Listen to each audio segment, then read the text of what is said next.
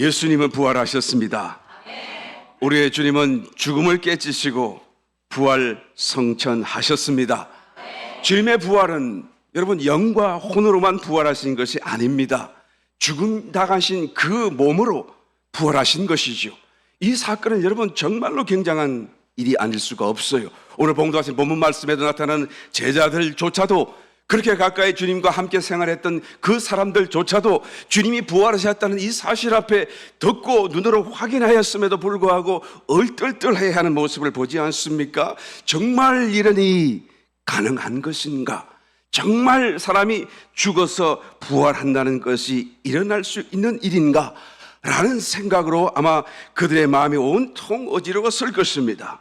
그런데 모여있는 제자들 가운데 다시 부활하신 그 주님께서 찾아오셔서 누가복음 24장 39절 말씀을 보니 내 손과 발을 보고 나인 줄 알라. 이 못자국 난 손과 또 못자국 난 발을 보라. 내가 바로 살았다. 또 나를 만져보라. 영은 살과 뼈가 없으되 너희 보는 바와 같이 나는 있느니라 라고 말씀하시면서 부활하신 주님을 제자들에게 나타내 주신 것을 성경을 통해서 알 수가 있습니다. 여러분, 이 부활의 사건은 정말로 굉장한 사건이에요. 정말로 이 세상에서 없었던 사건이기도 하고 또 누구도 할 수 없었던 굉장한 사건이 아닐 수가 없습니다.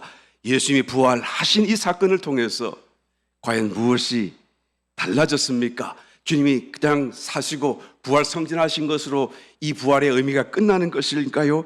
예수님의 무덤이 비어있다라고 하는 이 사실은 무엇을 지금도 우리에게 증거하고 있는 것일까요? 오늘 다시 한번 여러분 부활절 주일을 맞이해서 부활의 의미, 주님께서 빈 무덤을 우리 가운데 남겨두신 그 의미를 새롭게 깨닫고 부활의 이 놀라운 은혜와 은총을 저와 여러분이 함께 공유할 수 있는 놀라운 축복이 되시기를 예수님 이름으로 축원합니다. 첫 번째로 이 빈 무덤이 의미하는 것은 사망 권세가 깨어졌다는 사실을 말하는 것입니다. 사망의 권세가 온 세상을 뒤엎고 모든 사람을 다 정복했지만 그러나 주님께서 부활하심으로써 이 사망 권세가 깨어졌다라는 것을 세상 가운데 선포하고 있는 것입니다. 여러분, 누가 죽음을 이길 수가 있나요? 죽음이 무엇입니까? 우리는 단순하게 한번 말해보자고 치면 그저 사라지는 것일 것이다. 아마 죽음이라고 하는 것은 없어지는 것이 아닐까라고 생각하기 쉽습니다. 불신자들의 입장에서는 아마 그렇게 되었으면 더 좋지 않았을까라는 생각이 들기도 합니다. 그러나 여러분, 불신자들조차도 죽음은 죽음으로 끝나는 것이 아니다. 무언가가 있을 것이다. 죽음으로 그냥 모든 것이 사라지고 없어지는 것이 아니다라는 것을 본능적으로 느끼기 때문에 사람들은 하나님을 알지 못한 채 끊임없이 질문하는 것입니다. 정말로 죽으면 끝입니까? 정말로 죽으면 더 이상 존재하지 않게 되는 것입니까? 연기처럼 사라지고 없어지는 것입니까? 그렇다고 한다면 존재하는 것은 무엇이고 존재한다는 것은 무엇을 의미합니까? 지금 조금만 우리가 살고 있다가 죽음을 맞이하고 사라지고 없어진다고 한다면 그러면 존재라고 하는 그 의미가 무엇입니까? 고민하기 시작하는 것이죠. 존재의 그 의미가 무엇인지를 또한 파악할 수만 있다고 한다면 그러면 죽음이라는 것도 알 수 있지 않을까라는 일말의 기대를 갖고 사람들이 끊임없이 질문하고 탐구하기 시작했어요. 이것이 오늘날 여러분 철학이라는 것으로 대변되고 있지 않습니까? 사람의 가장 고상한 지식의 꽃이라고 할 수 있는 이 철학, 사변과 사고의 가장 높은 경지를 이루는 이 철학이 계속하여 발달한 이유는 바로 이 죽음이 앞에서 존재의 의미가 무엇인지를 파악하기를 원했던 것이죠. 인류의 역사를 지나오면서 계속하여 지금까지도 질문하고 있지만 여전히 대답을 얻지 못하고 있습니다. 여러분, 하나님을 알지 못하고는 죽음도 알 수 없고 존재의 의미도 정확하게 알 수가 없습니다. 왜 그렇습니까? 마치 온 세상은 그림자와 같기 때문에 그런 것이죠.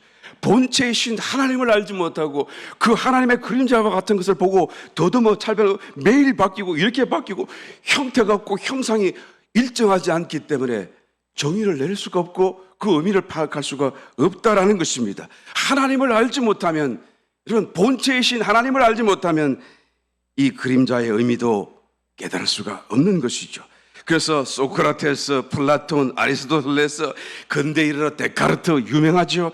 나는 생각한다, 고로 나는 존재한다 라고 말을 했던 그 사람, 우리는 하나님을 믿기 때문에 생각 안 해도 존재한다는 것을 너무 잘 알고 있는데, 내가 여기 있다는 것을 뭐 깊이 생각 안 해도 너무 잘 아는데, 하나님이 계시고 내가 있다는 것을 너무 잘 아는데, 이 사람들은 그렇게 고민을 해도 알 수가 없는 거예요. 근데 고민하다가 내가 정말 있는 것인가? 내가 지금 이런 생각을 하는 걸 보니까 내가 있긴 있네. 그러면 나는 생각한다. 그러면 나는 존재하는 걸 내가 안다. 라고 이 어린아이 같은 말을 했는데 그렇게 유명한 사람이 되고 말았어요. 예. 현대에 이르러서 하이데크라고 하는 존재론 철학자죠. 이 철학자는 사람의 죽음은, 사람이라고 하는 것은 죽음과 허무의 공간에 내동댕이 쳐진 존재이다라고 말을 했어요. 굉장히 철학적인 말이지 않습니까? 존재의 개념이 뭔지, 죽음이 뭔지, 그래서 계속 그걸 찾다가 머리로 생각하다가 알게 된 것은 사람은 죽음, 그 다음에 허무라고 하는 이 공간에 그냥 내던져진 그런 존재와 같다라는 말로 자기의 생각을 정리하고 말았습니다. 이 말을 들을 때마다 나는 생각나는 것이 우주에 유영하는 우주인 같은 생각이 들어요. 처음에는 우주선에 줄이 묶여서 안전하게 연결되어 있다가 언제라도 돌아갈 수 있었는데 사고로 줄이 끊어져 버리니까 그냥 밀려서 우주 공간에 멀리 그냥 떠다니는 거예요. 점점 어둠이 가득 차고 온통 이제 어둠, 칠흑 같은 어둠 속에서 혼자 둥둥둥 떠다니는 그런 모습이 연상이 되어집니다. 그래서 이 철학자는 사람은 죽음과 허무의 공간에 내동댕이 쳐진 존재일 뿐이다 라고 말하는 것이죠. 죽음이 끝이다. 그 외에는 무엇이 있는지 모르겠다. 사람이 알 수 있는 것으로는 죽음이 끝이다. 한 가지 분명하게 아는 것은 허무한 것이고 사라지는 것이고, 또한 죽음은 피할 수 없다는 것이고 모든 사람이 예외가 없다라는 사실이다 라는 것을 에둘러 표현하고 있는 표현인 것을 보게 됩니다. 여러분, 사람의 철학이라고 하는 것은 여기까지가 한계입니다. 죽음 너머로 갔다가는 다시 돌아올 수가 없기 때문에 여기까지 생각할 수밖에 없고 여기까지 또한 파악할 수밖에 없죠. 그런데 주님께서는 저 건너로 가셨다가 다시 돌아오셨어요. 할렐루야. 이게 놀라운 사건입니다. 이게 지금 빈 무덤으로 우리 가운데 전가하고 있지 않아요? 그간의 모든 사상, 모든 철학이 감히 범접하지 못했던 새로운 한계를 뛰어넘어 새로운 세상을 열어주신 거예요. 모든 사람이 죽음 뒤에 또 다른 세상이 있고 죽지 않고 살 길이 있다는 것을 보도록 빈 무덤을 남겨두신 거예요. 빈 무덤은 말 없이 그러나 장엄하게 이 사실을 우리 가운데, 세상 가운데, 온 천지 가운데 선포하고 있다는 것을 보게 되는 것입니다. 여러분, 빈 무덤은 그 자체로 사망이 철폐됐다, 사망이 깨어졌다라는 것을 보여주는 것입니다. 죽지 않을 수 있는 또 다른 길이 열어졌다라는 것을 말씀해 주고 있어요. 죽음 뒤에 주님께서 어디로 가셨고 무슨 일이 일어났는지 궁금하지 않아요. 성경에는 정확하게 기록하지 않습니다. 자세하게 기록하지 않습니다. 다만 엄부를 다녀왔다라고 말하고 있을 뿐이지만, 그러나 성경 바깥에 있는 외경이라고 하는, 여러분, 성경이 있을 당시에, 성경이 성경으로 또한 만들어지기 바로 그때 당시에 성경과 비슷한 경전들이 많이 있었어요. 그런데 성경으로 이렇게 딱 묶고 나니까 나머지 다 떨어져 나간 경전들을 외경이라고 말을 하지 않아요. 그 외경 중에 이 부활 직전에 고난 당하시고 또한 엄부로 가신 뒤에 부활 직전에 있었던 그 상황을 자세하게 묘사한 것이 있어요. 물론 성경이 아니니까 우리가 꼭 그대로 된다 믿어요. 그건 아니지만 그러나 매우 참조할 만합니다. 니고데모 복음서라고 하는 외경이 있는데 이렇게 기록되어 있습니다. 큰 빛이 비추어졌고 최초의 사람 아담과 하와, 셋, 아브라함, 모세, 엘리야, 세례, 요한, 모든 또한 구약의 성도들이 한 곳에 모여 있는데 주님이 그들을 구원하시려 오신 것을 알고 얼마나 기뻐하는지, 지옥은 악령들에게 명령을 합니다. 얼마 전 나사로를 말 한마디로 우리에게서 데려갔던 그 자가 우리에게로 온다고 한다. 이것은 매우 불길한 조짐이다. 그 자가 오면 여기에 있는 죽은 자를 모두 일으킬 수 있으니 절대로 들어오지 못하도록 막아라. 단단하고 강한 노쇠의 문으로 걸어 잠그고 철로 된 빗장을 걸고 독수리의 자물쇠를 단단히 채우고 이끌어. 그때 천둥 같은 큰 소리가 납니다. 너희 관원들아 문을 열어라. 영원한 문들아 돌릴지어다. 영광의 왕이 들어가신다. 지옥은 이 말을 듣고 영광의 왕이 누시뇨. 천사들이 대답합니다. 강하고 능한 여호와시요 전쟁에 능한 여호와시로다. 그 말과 함께 노쇠문은 부서워지고 철빗장은 찌그러지고 성도들을 묶었던 오랏줄은 풀어졌다. 그때 성도들은 영광의 왕을 보았는데 인자의 모습, 지옥의 암흑은 순식간에 광명천지로 변했다. 지옥은 소리쳤다. 우리들이 졌다. 우리들이 졌다. 이것은 대재앙이다. 할렐루야. 정말 같아요. 정말인지 모르겠습니다만 정말 같아요. 그럴 것 같아요. 여러분, 사도 바울은 이 사건을 정말로 개인적으로 영 안에서 체험했던 것을 성경이 고백하지 않습니까? 주님께서 이제는 부활성천하셨고, 그리고는 죽은 구원받은 성도들이 낙원에서 기다리고 있는 모습과 하늘의 삼층전의 모습과 이런 것을 정말로 개인적인 영적 체험으로 체험하지 않았어요. 그러니까 이 세상 이후에 있을, 저 너머에 있을 영적 세계, 영원한 세계를 그는 너무나 정확하게, 너무나 분명하게 보았고 알고 있더라라는 것이죠. 그러므로 고린도전서 15장 55절에 그는 고백합니다. 사망아 너의 이기는 것이 어디 있느냐? 사망아 너의 쏘는 것이 어디 있느냐? 그냥 사망이 우습게 보이는 거예요. 사망이 아무것도 아닌 것으로 알고 있는 것이죠. 모든 사람이 두려워하고 모든 사람이 굴복할 수 없는 그 사망을 두고 너의 이기는 것이 어디였느냐? 너의 쏘는 것이 어디였느냐? 물론 성경은 이 뒤에 그런 말을 기록하고 있지는 않지만 저는 이 말을 읽을 때마다 으하하하 사도 바울이 그런 웃는 웃음소리가 들리는 것 같아요. 사도 바울이 막 웃고 있는 것 같아요. 막 배를 잡고 끌끌끌끌하는 그런 모습이 막 귀에 들리는 것 같습니다. 할렐루야. 사도 바울에게는 사망이 정말 우스운 사건으로 이제는 떨어져 버렸고 아무것도 아닌 것을 조금도 두려워하지 않게 된 것을 압니다. 빌립보서 1장 21절 이하의 말씀을 찾아보면 이는 내게 사는 것이 그리스도니 죽는 것도 유익함이라. 내가 그 두 사이에 끼었으니 떠나서 그리스도와 함께 있을 욕망을 가진 이것이 내게 더욱 좋으니 빨리 나는 죽고 싶다 라고 말하는 것이죠. 그러니까 얼마나 죽음과 이 세상에 그냥 경계가 없고 오히려 죽음 이후의 세계가 더 현실이고 자기에게는 더 소망차다라는 것을 우리가 느껴볼 수가 있어요. 사도 바울의 모든 고백 속에서 이것을 우리가 느끼게 됩니다. 저는 사도 바울의 일대기를 담은 영화를 한번 본 적이 있는데 사도 바울이 얼마나 그 순교의 마지막 순간에 당당하게 걸어가는지 이렇게 안쪽으로 손을 끼워가지고 끌려가는 게 아니라 손 다 얹고 혼자서 쪼박쪼박 올라가는 거예요. 옆에는 칼을 들은 망나니가 기다리고 있고 그리고는 이게 단두대부에 고개를 자기가 스스로 탁 올리면서 이렇게 하면 좋은가? 하고 빨리 어떻게 하면 더 좋은가? 그런 식으로 막 자기가 스스로 막 고개를 갖다 대는 모습이 있는데, 야, 한편으로는 마음이 참 안타까우면서도 놀라움을 금할 수가 없어요. 이게 죽음이 아무것도 아닌 거야, 자기에게는. 이러면서 고개를 들고 빨리 쳐라 이러면서. 여러분, 빈 무덤이 시사하는 것은 바로 사망이 깨어지고 부활이 우리에게 주어졌다는 것을 말해주고 있다는 거예요. 만약에 이것이 우리에게 믿어지고 깨달아지고 정말 나의 것으로 실감되어진다고 한다면 우리도 사도 바울과 같은 고백이 나올 것이고 사도 바울과 같은 그런 자세, 삶의 자세가 자연스럽게 나타날 수밖에 없지 않겠어요. 삶과 죽음의 간격이 없어요. 마치 죽는 것도 여행을 떠나는 듯이 어떤 슬픈 이별이 아니라 기쁨의 소망에 찬 가슴이 설레는 여행을 떠난 것처럼 말이죠. 그런 삶의 자세와 기쁨이 넘치게 될 줄 믿습니다. 부활절을 맞아서 여러분 이 빈 무덤을 다시 한번 더 묵상해 보시길 바라요.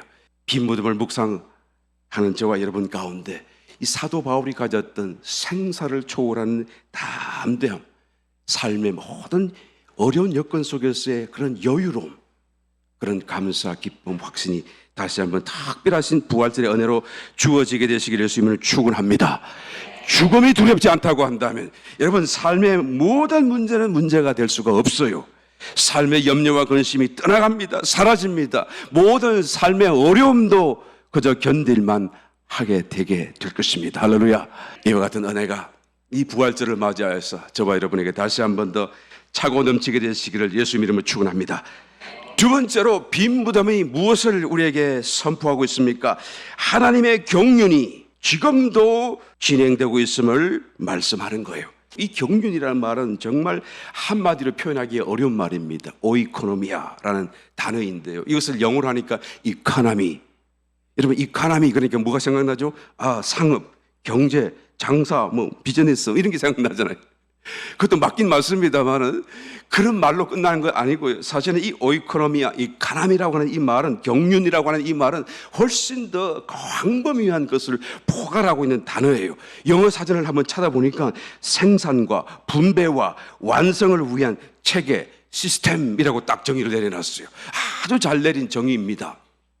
무슨 말입니까? 무슨 일의 시작부터 시작해서 그것이 어떻게 디벨로핑 되고 전개되고 그 다음에 그것이 어떻게 완성되는가라는 이런 모든 과정을 다 아우르는 그런 어떤 체계, 시스템이라는 말이 경륜이라는 말이죠. 그러니까 그 체계라는 말 속에 계획도 들어갈 것이고 역사, 어떤 하나님의 간섭, 통제, 이끄심, 감동 이런 모든 게 다 들어가는 거예요.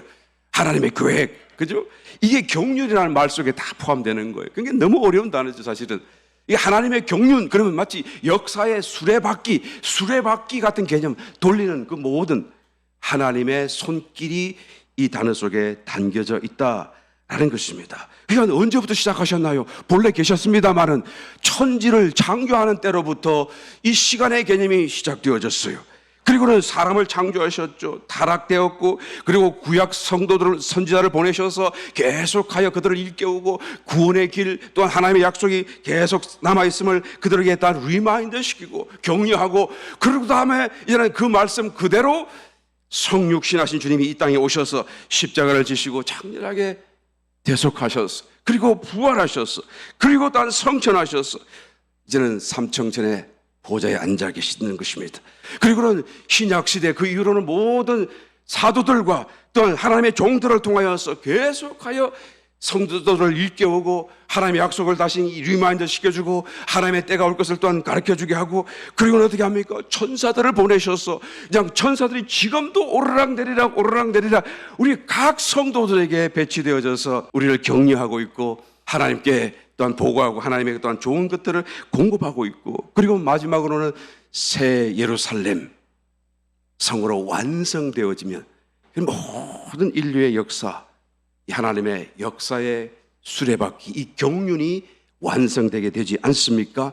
그러니까 요한계시록 성경의 맨 마지막 요한계시록에서 또한 맨 마지막 부분에 이 새 예루살렘의 그 놀라운 영광을 21장과 22장에서 묘사하고 있는 것입니다. 이 완성되었다라는 것이죠. 그래서 이 과정 속에서 하나님께서 그냥 우리에게 내버려 두신 것이 아니라 구약시대는 구약의 모든 선지자들과 또한 구약 예언의 말씀을 통해서 성육신하실 주님이 너희를 구원하러 오실 것이다 라는 것을 끊임없이 말씀하게 해주셨고 또 신약시대에 와서서는 그 예언의 말씀을 통해서 예수님이 오셨을 뿐만 아니라 이제는 그 다시 성신하실 예수님께서 재림하실 것이다.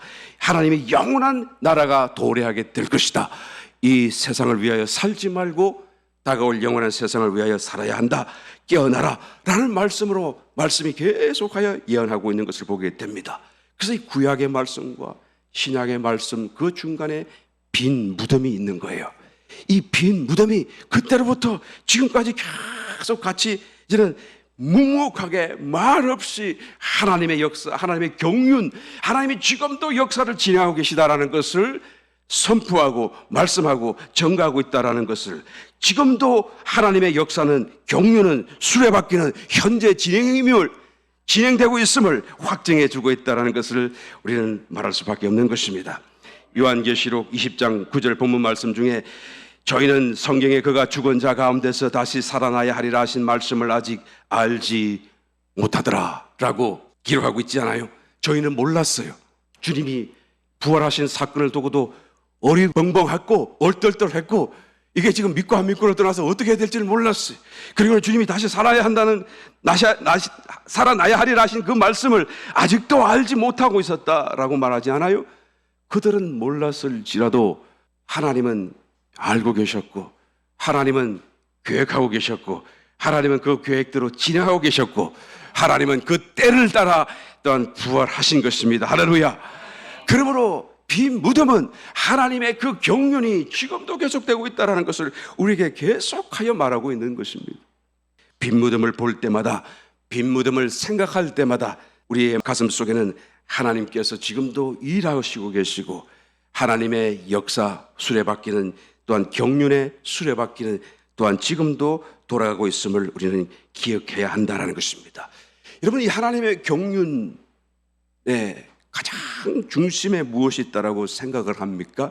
하나님의 이 역사의 수레바퀴 운행하심의 가장 중심에는 무엇이 있을까요? 그것은 바로 저와 여러분, 신약 성도들입니다. 하나님이 하시고자 하는 그 경륜의 가장 중심에 있는 것은 신약 성도들이에요. 어떻게 알 수 있습니까? 그 신약 성도들에게 부활 생명을 주셨잖아요. 그 신약 성도를 위하여 부활하셨잖아요. 그리고는 그 부활 생명을 믿는 자들마다마다 그저 하나님께서 주셨잖아요. 이 사실 한 가지만 보아도 하나님의 경륜, 하나님이 왜 천지를 창조하셨고, 왜 구약 선지자를 세우셨습니까? 왜 이 땅에 오셨고, 왜 죽으셨으며, 마지막 그 완성까지 하나님께서는 무엇을 원하시는지 우리가 짐작해 볼 수가 있는 것입니다. 여러분, 부활 생명이라고 하는 것은 그리스도의 생명이시잖아요. 부활 생명이라고 하는 것은 그리스도의 생명이시는데, 그리스도의 생명을 저와 여러분에게 주셨다고 하는 것은 하나님의 전부를 주신 것입니다. 하나님의 모든 것을 주셨다라고 할 수 있어요. 그러니까 저와 여러분들이 그리스도의 생명을 받았기 때문에 하나님과 같이 하나님의 자녀가 될 뿐만 아니라 그리스도의 신부도 될 수가 있지 않아요. 믿으시면 아멘 하시기 바랍니다. 요한계시록 21장 9절 10절 말씀 읽습니다. 7 대접을 가지고 마지막 7 재앙을 담은 7 천사 중 하나가 나와서 내게 말하여 가로되 이리 오라. 내가 신부 곧 어린 양의 아내를 내게 보이리라 하고. 누구를 보인다고요? 어린 양의 신부, 아내이면서 신부인 어린 양의 신부를 보이시겠다라고 했는데 무엇을 보이십니까? 10절 성령으로 나를 데리고 크고 높은 산으로 올라가 하나님께로부터 하늘에서 내려오는 거룩한 성 예루살렘을 보이니. 무슨 말이에요, 여러분? 거룩한 성 예루살렘이 곧 하나님의 어린 양의 아내요 신부라는 말씀이에요. 할렐루야. 거룩한 성 예루살렘이 하나님의 성전이요, 영원한 거처요, 바로 저와 여러분 교회요, 우리 가운데 와 계신 머리 되신 주님을 또한 지체 삼은 저와 여러분이 영원한 하나님의 거처가 되어서 완성된 모습이 새 예루살렘 성이다라는 것을 성경이 말씀해 주고 있습니다. 그러므로 여러분, 이 새 예루살렘 성이라고 하는 것은 우리가 가서 어디 살 어떤 맨션이 아닙니다. 저와 여러분이 건축되어져서 영화롭게 움직이지만 그러나 살아있는 유기적인 공동체로서 하나의 거대한 몸으로서 하나님이 거하실 성전이 되어서 하나님과 하나 되어서서 영원히 저가 내 안에 내가 하나님 안에 그런 모습으로 살게 될 모습의 완성이 새 예루살렘 성이다라는 거예요. 그래서 이 모든 경륜의 시작 천지 창조로부터 새 예루살렘 성으로 완성될 때에 무엇이 가장 중심에 있습니까? 신약 성도예요. 이 성도가 완성되도록 하잖아요. 이것을 얻기 위하여 하나님께서 이 일을 시작하셨다라는 것을 성경이 말씀해 주는 것입니다. 도대체 이 사람들이 누군가? 저와 여러분들은 너무나 잘 알지만은 천사들, 하늘에 있던 천사들은 도대체 신약 성도들은 뭐가 다르지? 어떤 사람들이야? 도대체 얼마나 거룩한 삶을 살까? 뭐 그런 생각을 하지 않겠어요? 그러니까 이 천사들이 보고 싶은 것입니다. 신약 성도들이 어떤 삶을 살고 누구인지를 궁금해하는 것이죠. 히브리서 12장 22절을 보게 되면 히브리서 기자가 영안에서 정말로 하늘을 보았는데 그 하늘에 무엇이 계셨고 무엇이 있는지를 자세하게 설명하고 있어요. 이건 실체죠. 우리의 눈에는 안 보이지만 영안에서 보였던 천국의 모습이 아니겠습니까? 제가 읽습니다. 22절 그러나 너희가 이런 곳은 시온산과 살아계신 하나님의 도성인 하늘의 예루살렘과 새 천성이죠. 천만 천사와 하늘에 기록한 장자들의 총회와 교회와 만민의 심판자이신 하나님과 및 온전케 된 의인의 영들과 이런 것 거룩한 어떤 존재가 다 모여있는 것을 히브리서 기자는 영화에서 그것을 보게 된 것이죠. 여기서 천만 천사와 새 예루살렘을 같이 보았어요. 새 예루살렘 성도 있고 또한 천만 천사가 있는 것을 보았었습니다. 근데 이 천만 천사가 어떻게 되어 있습니까? 성경 말씀에는 천만 천사가 탁 끊어져 있고 그 다음에 23절로 넘어가서 거룩한 장자들의 총회가 있고 교회가 있고 따로 있습니다만은 사실 원문에서는 이렇게 되어 있지 않아요. 이게 지금 번역이 좀 잘못된 것입니다. 영어 번역은 맞겠는데 한글 성경만 잘못되어져 있어요. 천만 천사, 그 다음에 총회, and, 그 다음에 하늘에 기록한 장자들의 교회 이렇게 돼 있는 거예요. 그러니까 조금 뭔가 좀 막 여러분 섞여 있죠. 다시 말하면 천만 천사들, 총회, assembly. 천만 천사들이 assemble 했대 이 말이죠. 모든 천사들이 한 곳에 모여서 그 말이에요. 그리고 and, 그 다음에 교회가 있고 and 이런 식으로 계속 가는 거예요. 이게 and와 딱 끊어져 있는 거예요. 그러니까 천만 천사, 그 다음에 총회가 천만 천사들과 하나인 것을 지금 얘기해 주고 있죠. 이 총회라고 하는 이 단어는 여러분 오늘날로 말을 하자고 치면 올림픽 경기장, 스타디움, 올림픽 스타디움이라는 그런 의미거든요. 굉장히 넓은 그런 어떤 경기장, 스타디움 같은 것을 의미하는 단어인 것입니다. 그런 곳에서 천만 천사들이 다 모여 있는 거예요. 왜 모여 있죠? 경기를 관람하려고. 그 경기는 무슨 경기죠? 지상에서 지금 신약 성도들이 하는 경기예요. 그 지상 위의 성도들이 하는 그 신앙 경주를 함께 모여가지고 올림픽 스타디움 같은 그런 곳에 함께 총회로 모여가지고 호기심과 기쁨이 들떠가지고 언제든지 박수 치려고 그래 손을 딱 준비하고 그리고 보고 있는 모습이 바로 이 모습인 거예요. 그래서 다른 한글 성경에는 이렇게 표준 세번역에는 번역하고 있습니다. 여러분은 축하 행사에 모인 수많은 천사들과 잘 제대로 번역을 했네요. 그렇죠? 표준 세번역에서. 그 다음에 NIV 영어 성경에서는 in joyful assembly, 아주 기쁨이 충만한 모임, 총회라는 말로 표현하고 있어요.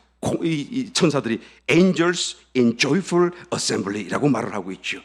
제대로 번역을 하고 있죠. 천사들이 지금 큰 총회로 모여가지고 경기장 같은 데 모여가지고 그리고 다 경기장 한가운데서 막 다른 박질하고 있는 신약 성도들을 보고 기쁨으로 호기심을 들떠가지고 언제든지 그냥 박수를 치려고 하는 그런 마음으로 joyful assembly, 그런 모임을 갖고 있다는 것을 말해주고 있는 것입니다. 여러분, 신약 성도의 일생, 저와 여러분들의 일상, 하루하루의 그런 삶이라고 하는 것은 여러분 천사들에게도 어마어마한 관심이 되고 또 한 걸음 더 나가서 하나님께도 지대한 관심과 기대 안에 들어있다는 것을 우리는 알아야 되는 것입니다. 우리의 삶이 그냥 그저 그런 것이 아닙니다.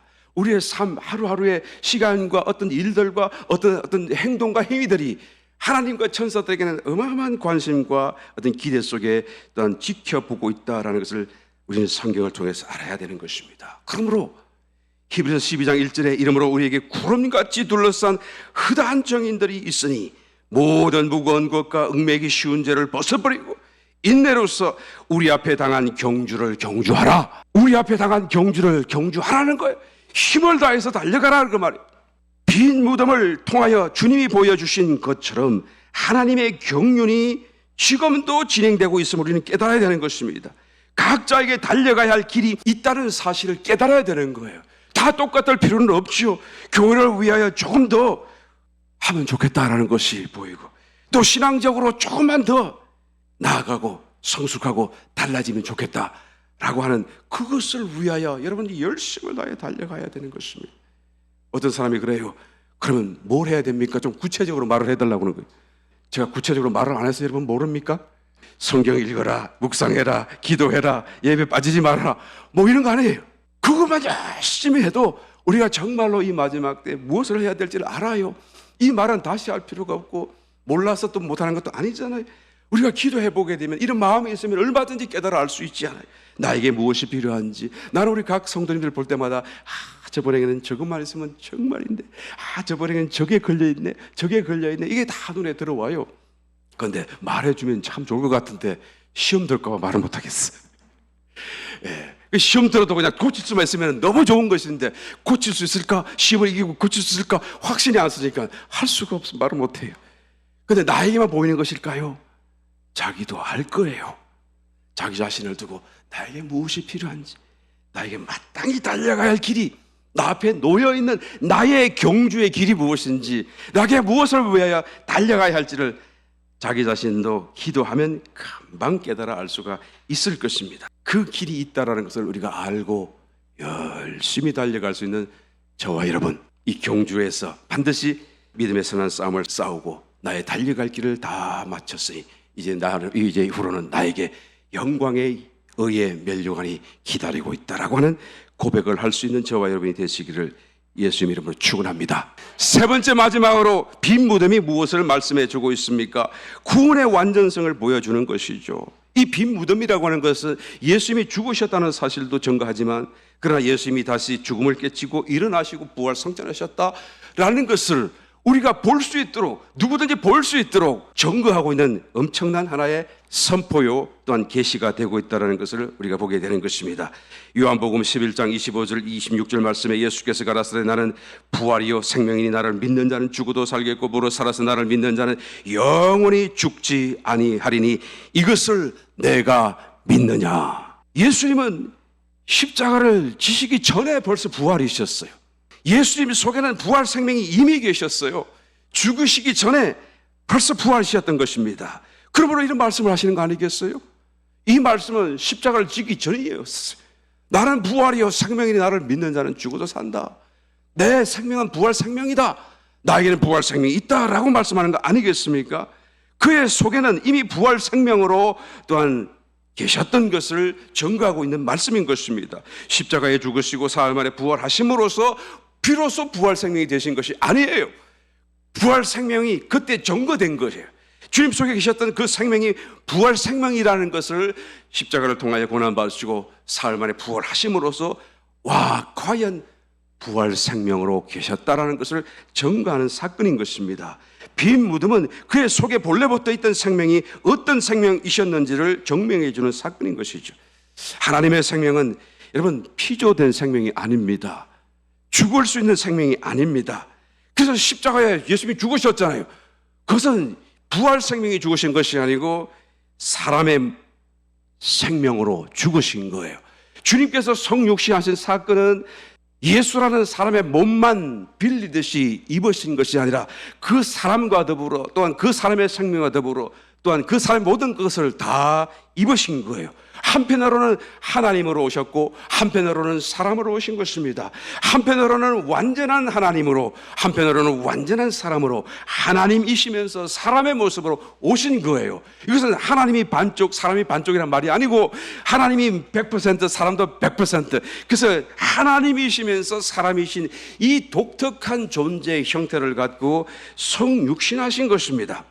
빈 무덤은 주님 안에 사람의 생명도 있었고 부활 생명도 있었음을 증거하는 사건입니다. 빈 무덤은 그의 속에 부활 생명이 계셨다는 것을 증거하는 사건이에요.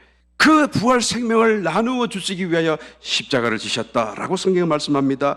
고린도전서 15장 45절 기록된 바 첫사람 아담은 산영이 되었담과 같이 마지막 아담은 살려주는 영이 되었나니 life giving spirit, a life giving spirit.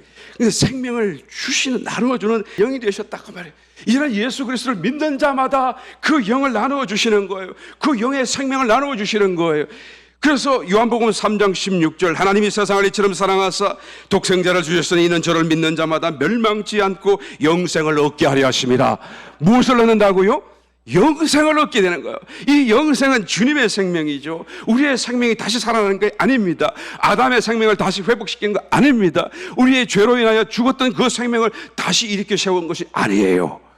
주님의 영원한 생명을 주신다 그 말이에요. 로마서 8장 11절 예수를 죽은 자 가운데서 살리신 이의 영이 너희 안에 거하시면 그리스도 예수를 죽은 자 가운데서 살리신 이가 너희 안에 거하시는 그의 영으로 말미암아 너희 죽을 몸도 살리시리라. 할렐루야. 우리 속에 이 영생이 들어온 것이고 이 속에 부활 생명이 들어오신 거예요. 구원이 왜 완전할 수가 있습니까? 어떻게 주님의 이 십자가 구원이 완전하다고 말할 수 있습니까? 그것은 바로 부활 생명을 저와 여러분에게 주셨기 때문인 줄 믿습니다. 이 부활 생명은 영원한 생명이요, 죽을 수 없는 생명이요, 창조주의 생명이라는 것을 성경이 말씀해 주고 있는 것입니다. 이것보다 어떻게 더 완전할 수가 있겠어요? 이보다 어떻게 더 구원시킬 수가 있겠습니까? 부활 생명은 다만 죽지 않는 생명으로만 계신 것이 아니라 전혀 다른 생명이다라는 것을 우리는 또한 깨닫습니다. 다른 차원의 삶을 살아갈 수 있게 하는 생명이에요. 범죄도 할 수가 없고 범죄할 생각조차도 할 수 없는 거룩한 생명입니다.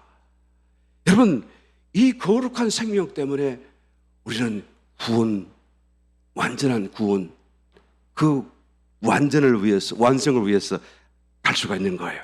구원을 받았는데 다시 범죄한다고 한다면 그러면 그 구원은 구원이 아니죠. 내가 구원을 받았는데 다시 범죄하고 만다면 다시 구원받아야 되지 않습니까? 그런데 우리는 어떻습니까? 물론 우리는 또 범죄해요. 그런데도 우리는 구원을 잃어버렸다라고 말하지 않습니까? 왜 우리는 범죄했는데 구원을 잃지 않았다라고 말을 할 수가 있는 것이죠? 그것은 바로 부활 생명을 받았기 때문인 줄 믿습니다. 부활 생명이 범죄하는 것이 아니라 아직도 우리에게 남아있는 그 옛 생명이 범죄하는 것인데, 이 옛 생명을 벗기만 하면 구원은 완전해지는 것이고, 또 우리는 이것을 벗어가는 과정 속에 있기 때문에 우리가 설령 잘못하여 범죄한다고 할지라도 구원을 잃어버렸다라고 말하지는 않는다라는 거예요. 그래서 열심히 우리가 이 구원을 완성하기 위해서, 부활 생명이 우리의 모든 생명으로 대체되기 위해서 우리의 옛 생명을 벗어버려야 돼요. 벗어버려야 돼요. 충분히 살아있는 동안에 벗어야 됩니다. 살아있는 동안 벗어버리지 못한 사람은 어떻게 되나요? 그걸로 끝나는 것이 아닙니다. 죽고 나면 저절로 다 잘 되는 거 아닙니다. 사후 세계에서 다시 그것을 벗어야 돼요. 정말 바깥 어두운데 내가 쫓겨서 그 뜨거운 불 가운데서, 고통 가운데서 벗어야 돼요. 그 과정을 지나가야 되는 것입니다. 얼마 동안이죠? 1000년 동안이라고 말하고 있어요. 나는 왜 1000년일까? 주님, 한 10년만 해도 될 텐데, 주님 실력이시면 1년 해도 되실 텐데 왜 1000년을 하시는가 생각을 해봤더니, 우리의 성경 중에 누가 제일 오래 살았지요? 무두셀라가 제일 오래 살았잖아요. 여러분 알고 계시면서 대답 안 하시는 거죠? 무두셀라가 969세까지 살았어요. 성경에서 제일 오래 사는 사람입니다. 그런데 무두셀라만 그렇게 오래 사는 것이 아니라, 사실 가만히 찾아보니까 아담도 930세를 살았고, 노아도 950세를 살았고, 그러니까 전부 다, 그죠? 900세 이상을 다 살았어요. 보니까 노아 홍수가 있기 전까지 대부분의 사람들이 거의 다가 900세 이상을 다 살았어요. 그러니까 죄 짓고 쫓겨나고, 그리고 정말로 어떤 그 저주 가운데 떨어졌지만 아직까지 세상이 완전히 다 저주로 물들고 어떻게 그렇게 되기까지 약간의 시간이 좀 있었는데, 그 시간 속에 초기 하나님의 사람들은 다 900세 이상을 다 살았구나. 그러니까 1000년 동안 그 육신이 다 죽어질 때까지 1000년 동안 계속 태워야, 그래야지 벗겨지는 거 아닌가라는 생각이 들더라고요. 이거는 my opinion. 하여튼 하나님 앞에 기도하고 싶은 분은 기도하십시오. 하나님 좀 줄여달라고. 그러나 가장 좋은 것은 살아있는 동안에 우리가 벗는 거예요. 다 안 벗어도 괜찮아요. 51%만 넘어서시기를 예수님으로 축원합니다. 여러분, 이 부활 생명으로 사는 그 사람은 죄를 이길 수가 있어요. 원수라도 사랑할 수가 있습니다. 이것은 불가능한 사건이지만 그것은 하나님께는 가능한 사건이에요. 하나님의 생명으로는 얼마든지 가능합니다. 성경은 그렇게 되어야 된다고 우리에게 말하지 않습니까? 우리가 하나님처럼 되어야 된다고 말하지 않습니까? 종국적으로는 저와 여러분들이 다 그렇게 될 수밖에 없을 것입니다. 왜요? 하나님이 하실 것이기 때문에요. 왜요? 하나님과 함께 살아야 되기 때문에요. 왜 그렇습니까? 하나님과 하나 되어져서, 저가 내 안에 내가 저 안에, 하나님의 거처가 되어서 하나님과 영원히 한 몸으로 살아야 되기 때문에요. 그래서 우리가 이 하나님의 생명으로 대체되어져야 되는 것입니다. 옛날에 우리의 자연적인 생명, 우리의 옛 생명으로는 이렇게 할 수가 없습니다. 그래서 부활 생명을 주셨고, 그래서 부활 생명으로 우리를 살리신 거예요. 이 부활 생명은 완전한 구원을 말하는 것입니다. 우리가 부활 생명을 받았음에도 불구하고, 완전한 구원 속에 하나님께서는 은혜를 베풀어 주셨음에도 불구하고, 우리는 그렇게 살지 못하고 있는 우리의 모습을 보면서 우리는 우리의 가슴을 쳐야 되고, 나는 매일 죽노라 스스로 순교의 심정으로 살아가야 마땅할 줄 믿습니다. 빌립보서 2장 12절, 그러므로 나의 사랑하는 자들아, 너희가 나 있을 때뿐 아니라 더욱 지금 나 없을 때에도 항상 복종하여 두렵고 떨림으로 너희 구원을 이루어 가라 라고 말하는 거예요. 너의 구원을 이루어 가라. 가야 돼요. 예수님 믿고 아멘 한 걸로 끝난 것이 아니죠. 우리는 계속 우리 예수를 벗어가야 된다는 것입니다. 구원의 완성을 향하여서 나가야 된다는 것입니다. 그러므로 또한 빌립보서 3장 10절 이하의 말씀에 내가 그리스도와 그 부활의 권능과 그 고난의 참여함을 알려하여 그의 죽으심을 본받아 어찌하든지 죽은 자 가운데서 부활에 이르리 하노니 내가 이미 얻었다 함도 아니요 온전히 이루었다 함도 아니라 오직 내가 그리스도 예수께 잡힌 바 된 그것을 잡으려고 쫓아가노라. 부활의 그 권능에 참여하기 위해서는 어떻게 해야 된다고요? 먼저 죽어야 돼요. 그래서 어찌하든지 죽은 자 가운데서 내가 부활에 이르려 한다. 어찌하든지 내가 날마다 죽으려고 한다라고 고백하는 거예요. 죽어야 부활이 되기 때문에요. 죽음을 통과해야 부활이 되기 때문에. 할렐루야. 저와 여러분, 빈 무덤을 묵상하시고 빈 무덤을 볼 때마다 생각할 때마다 여러분 다시 한번 더 빈 무덤이 주시는 그 계시를 따라서 완전한 구원, 온전한 구원을 여러분 다시 한번 더 그 의미를 깨닫게 되시기를 예수님을 축원합니다. 그래서 범사에 우리가 이 완전한 구원을 얻기 위해서 더 죽어가야 돼요. 부활하기 위해서 더 죽어야 돼요. 살아있는 동안에 더 죽어야 됩니다. 절호의 찬스입니다. 할렐루야. 말씀을 뵙습니다. 오늘 2022년도 부활절 주일을 맞았습니다. 다시 한번 부활의 의미를 깨달아 봅니다. 그래서 범사의 부활 생명을 환영하고 인정하고 또한 그 생명의 감동에 순종하셔서 날마다 순교하는 자의 심정으로 부활 생명이 내 마음에 충만히 들어오시도록 다시 그 부활 생명이 내 속에서 부활하실 수 있게 되시기를 예수님 이름으로 축원합니다.